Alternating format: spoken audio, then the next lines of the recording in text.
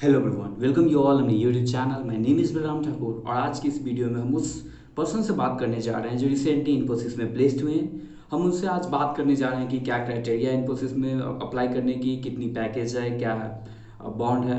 तो बिना समय बर्बाद करिए, चलिए शुरू करते हैं। इस टाइम आकांश मेरे साथ जुड़ चुके हैं। तो आकांश, सबसे पहले आपको कंग्रेचुलेसन कि आपका प्लेसमेंट हो गया इन्फोसिस में। और बिना समय बर्बाद किए मैं आपसे ये जानना चाहूंगा कि क्या प्रोसीजर क्या है इन्फोसिस ज्वाइन करने का। मतलब कौन से बच्चे अप्लाई कर सकते हैं, कॉलेज वाले ही कर सकते हैं या ऑफ कैंपस भी कर सकते हैं। तो मैं चाहूंगा जो आप सब इंट्रोड्यूस करें। Thank you Balram for introducing me and मैं बताना चाहूँगा कि ये इन्फोसिस में अप्लाई करने का प्रोसीजर आसान है। मतलब आप थोड़ा इन्फोसिस की वेबसाइट पे चेक करते रहो और मतलब ये एक टेलीग्राम पे काफ़ी सारे ग्रुप्स हैं। naukri.com पे भी पोस्टेड रहते हैं लोग। तो वहाँ से सब जगह से आप चेक कर सकते हो। तो काफ़ी सारी जगह है जहाँ से आपको पता लग सकता है कि कहाँ कहाँ से आपको इन्फोसिस में ज्वाइन कर सकते हैं, कौन कौन सी ओपनिंग्स हैं। सो अब जैसे ही मैंने अप्लाई करा था वो टेलीग्राम के किसी ग्रुप से मेरे को मिला था, तो मैंने अच्छा। वहां से अप्लाई करा था। अच्छा, तो मतलब ये आपका ऑफ कैंपस हो गया अगर बात करें तो। हाँ, ऑफ कैंपस है। और क्या हुआ था, मतलब यही लिंक कॉलेज वालों ने भी शेयर करा था मुझे बाद में। तो अच्छा। मुझे बाद में पता लगा कि हाँ, दोनों जगह लिंक आ चुका है। हम्म। तो मैंने पहले ही मैं कर चुका था, तो कॉलेज वाले लिंक से करने का फायदा नहीं रहा। अच्छा, फिर अप्लाई करने के बाद क्या हुआ? मतलब जब आप अप्लाई कर दिए, सब कुछ डिटेल डाल दिए, सबसे पहले तो आप ये बता दीजिए जो क्राइटेरिया क्या थी अप्लाई करने की। क्योंकि बहुत सारे बच्चे हैं जो मतलब जिनके क्राइटेरिया फेल हो जाते हैं, अप्लाई नहीं कर पाते हैं। तो क्राइटेरिया बताइए, फिर क्या हुआ उसके आगे। अप्लाई करने का क्राइटेरिया ये है कि आपके 10th 12th में 60% होने चाहिए मिनिमम। हम्म। और कोई मतलब बैकलॉग नहीं होनी चाहिए, कोई फेल नहीं होने चाहिए। अगर हम्म। आपका रीटेस्ट वगैरह हुआ है तो कोई दिक्कत नहीं है। वैसे कोई मतलब किसी सब्जेक्ट में कंपार्टमेंट वगैरह नहीं होनी चाहिए। और ग्रेजुएशन में भी मिनिमम 60% होने चाहिए आपके, कोई एक्टिव बैकलॉग नहीं होनी चाहिए। जब तक ज्वाइनिंग से पहले कोई एक्टिव बैकलॉग नहीं होने चाहिए उनके हिसाब से। अच्छा, सो मतलब ज्वाइनिंग से पहले ये सब यदि बैकलॉग क्लियर कर ले तो कोई दिक्कत नहीं है। हाँ हाँ। हम्म। तो अच्छा।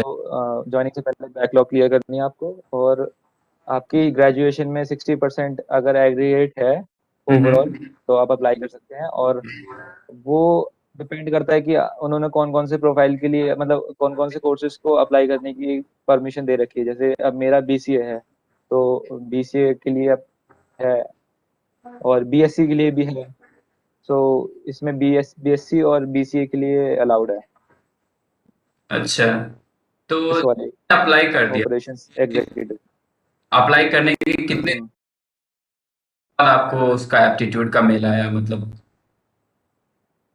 अप्लाई करने के लगभग 1.5 से 2 हफ्तों के बाद मेरे को ईमेल आता है कि आपको आपका रिज्यूमे जो है वो सिलेक्ट हो गया है, और आपको इसके इन्फोसिस में एप्टीट्यूड के लिए अपीयर होना है और इस डेट को अपीयर होना है। तो अच्छा।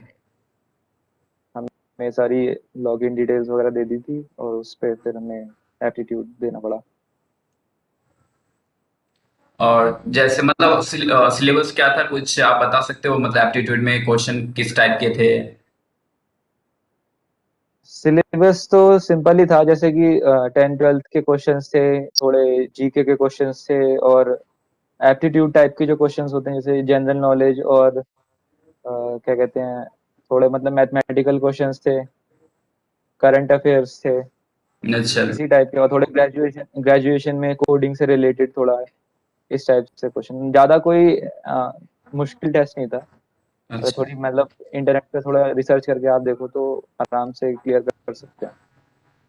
तो उसमें एप्टीट्यूड के अलावा मतलब रिटन टेस्ट या ग्रुप डिस्कशन कुछ और भी था या बस एप्टीट्यूड ही था?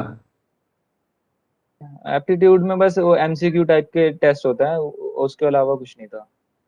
अच्छा, मतलब उसके अलावा अगर एप्टीट्यूड नारिया के बाद नारिया सीधा टेक्निकल राउंड या उससे पहले भी कोई राउंड था, मैं ये आपसे पूछना चाहता अच्छा, एप्टीट्यूड के बाद सीधे टेक्निकल राउंड हुआ था, इंटरव्यू। हूँ। अच्छा, तो टेक्निकल राउंड। हम्म। तो मतलब आपका एप्टीट्यूड क्लियर होने के बाद सीधा टेक्निकल का मतलब मेल आया, मतलब कितने दिन बाद मेल आया एप्टीट्यूड के बाद? हाँ, इस चीज के बारे में, ये चीज तो इन्फोसिस की मुझे थोड़ा इस बार मुझे लगा थोड़ा गलत है। मेरे हम्म। को मैंने एग्जाम दिया था अपना एप्टीट्यूड का दिसंबर में, अच्छा। और फिर मेरे को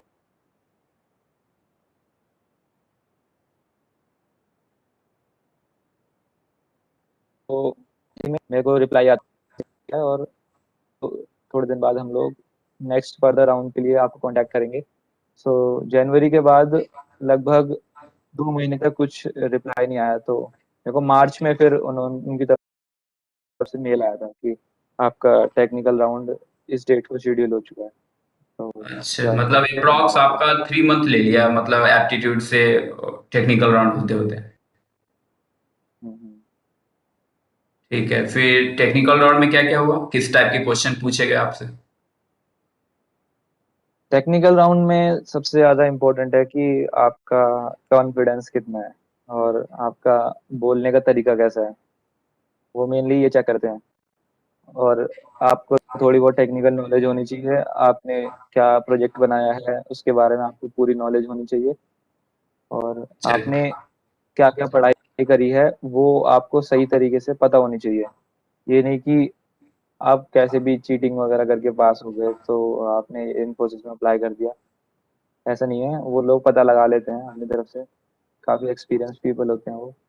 तो आपको पूरी तरीके से प्रिपेयर होना पड़ेगा, अपने खासकर मोर वेटेज अपने प्रोजेक्ट के ऊपर करना पड़ेगा कि प्रोजेक्ट में आपने क्या क्या टेक्निकल चीज़ें यूज़ करी थी, और टेक्निकल स्किल्स क्या क्या यूज़ हुई थी आपकी, तो उस पर वेटेज ज़्यादा देना पड़ेगा आपको। अच्छा, तो मतलब आपसे कोडिंग भी हुआ करवाया गया था या बस मतलब वर्बली पूछा गया था क्वेश्चन? कोडिंग कुछ नहीं हुई थी, एक्चुअली उन्होंने पूछ लिया था, मतलब जैसे फॉर लूप में क्या होता है, और अगर कोई क्वेश्चन देते हैं तो वो आपको उसके बारे में कोडिंग करके नहीं दिखानी है। कोडिंग में जो उसका क्या कहते हैं फंक्शन लगेगा, या फिर जो उसका मेन एल्गोरिदम होगा, वो आपको बताना है, वर्किंग क्राइटेरिया। अच्छा, तो फिर टेक्निकल होने के बाद फिर कितने टाइम लगा एचआर तक आने में? उसमें भी ज़्यादा टाइम लग गया होगा। नहीं, एचआर टेक्निकल इन्फोसिस में टेक्निकल राउंड ही होता है, उसके बाद आपको डायरेक्ट मेल आ जाता है कि आप सिलेक्ट हुए हैं या नहीं हुए। सो मेरा जब टेक्निकल हुआ तो मार्च में हुआ था। अब हम्म। मार्च के बाद फिर मेरे को फिर से अप्रैल का वेट करना पड़ा, पूरी अप्रैल, लगभग मार्च भी आधी वेट करना पड़ा, फिर मेरे को मई के स्टार्टिंग में मेल आया था, लगभग अच्छा। 5 मई के आसपास, कि आपका वो क्लियर हो चुका है टेक्निकल राउंड, और आप ऑपरेशन एग्जीक्यूटिव प्रोफाइल के लिए एलिजिबल हैं, और आपको जल्दी ही इसका ऑफर लेटर वगैरह मेल किया जाएगा। अच्छा, तो उसमें एचआर हुआ ही नहीं? नहीं, एचआर मतलब वो लोग ही एचआर वाले क्वेश्चन पूछ लेते हैं। अच्छा अच्छा, ठीक है, समझ गए समझ गए, मतलब टेक्निकल राउंड में भी एचआर वाले जो क्वेश्चन होते हैं इंक्लूड हो। हम्म।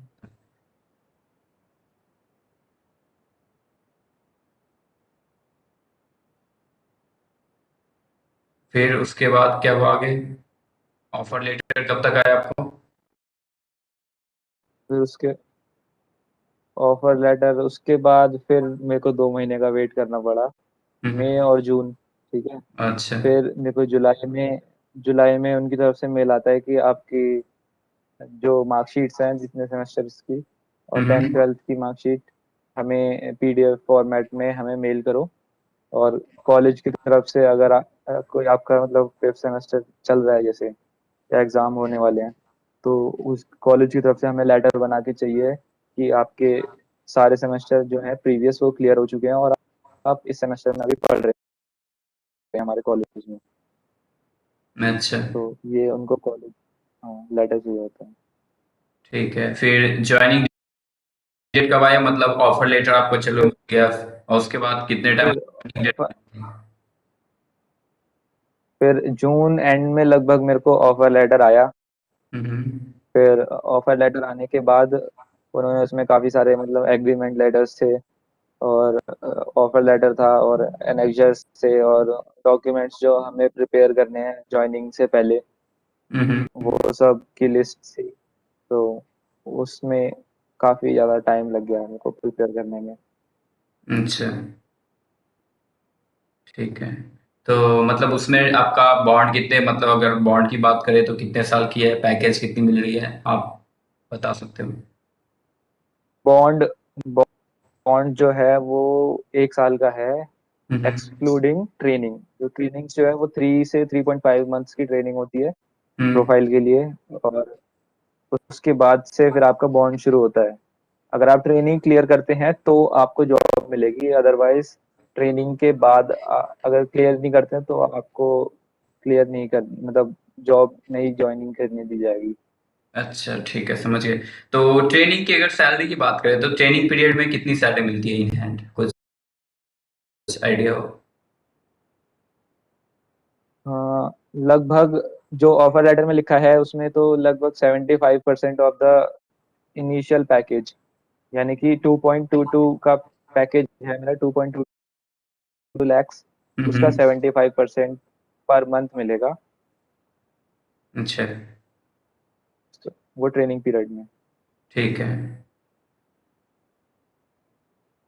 तो ठीक है, 1 साल की बॉन्ड है और लगभग 75% ऑफ जो पैकेज है वो मिलेगा, ठीक है।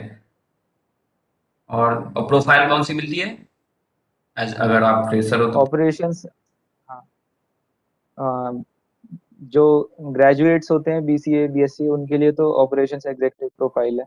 हम्म।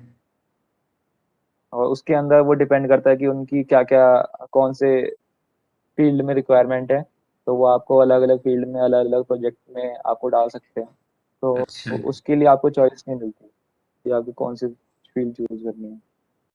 ठीक है। तो मतलब आपके पास कोई टिप्स हो जो आप मेरे व्यूअर्स को देना चाहें, जो कैसे प्रिपरेशन करें इन्फोसिस में प्लेस होने के लिए, तो आप बता सकते हो? प्लेसमेंट की प्रिपरेशन के लिए सबसे बड़ी टिप्स ये हैं कि आप मतलब थोड़ा रिसर्च करें पहले कि क्या क्या क्वेश्चंस में पूछा जाता है, जो एप्टीट्यूड जो होते हैं। यूट्यूब पे काफ़ी सारे वीडियोस हैं प्रिपरेशन के लिए, तो उन्हें पहले आप सही से देख सकते हैं। और काफ़ी सारे मॉक पेपर्स भी हैं, तो उन पे पहले प्रैक्टिस करनी है आपको। अपनी जीके अप टू डेट रखनी है, करंट अफेयर्स से अप टू डेट रहना है।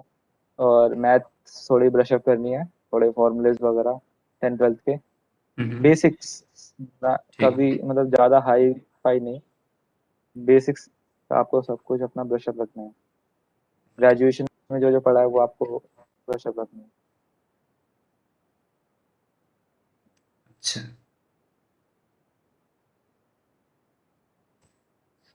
ओके, ठीक है, आगाम। और सबसे हम्म। सबसे बड़ी चीज मतलब इंटरव्यू में कॉन्फिडेंस रहना चाहिए आपको। इन फिर इंटरव्यू में अगर आपका कॉन्फिडेंस लूज होता है तो सबसे जो मेन पॉइंट जो वो लोग देखते हैं वो यही होता है, कॉन्फिडेंस लेवल और कम्युनिकेशन स्किल्स। ओके। अगर वो नहीं है आपके पास तो आपके चांसेस काफी ज्यादा कम हो जाते हैं। अच्छा।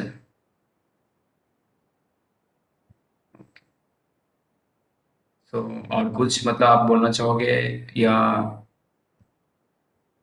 और कुछ तो बस ये बोलना चाहूंगा कि अब पता नहीं ये मेरे साथ हुआ है या फिर इसी मेरे वाले सिलेक्शन वाले बैच में हुआ है या फिर हर साल होता है। बस जो सिलेक्शन प्रोसेस है वो काफी लंबा है इन्फोसिस का। टाइम मतलब टेकिंग प्रोसेस हो मैंने गया। दिसंबर में, हाँ, हाँ, दिसंबर में एग्जाम दिया था मैंने, फॉर्म भरा था अप्लाई के लिए जॉब के। तो अब लगभग अगस्त आ गई है और अगस्त में 16 अगस्त से मेरी ज्वाइनिंग है। तो काफी लंबा टाइम पीरियड हो गया। ओके।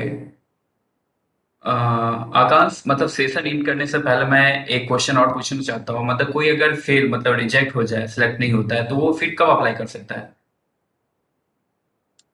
ऐसी कोई लिमिट नहीं है, बस उनकी ये रिक्वायरमेंट होती है कि मिनिमम 6 मंथ्स का आपको गैप लेना पड़ेगा। अगर आप पहले भर चुके हैं इन्फोसिस में तो आपको कम से कम 6 मंथ्स का। Thank you all for watching this video. If you love this video, Do like, subscribe and share.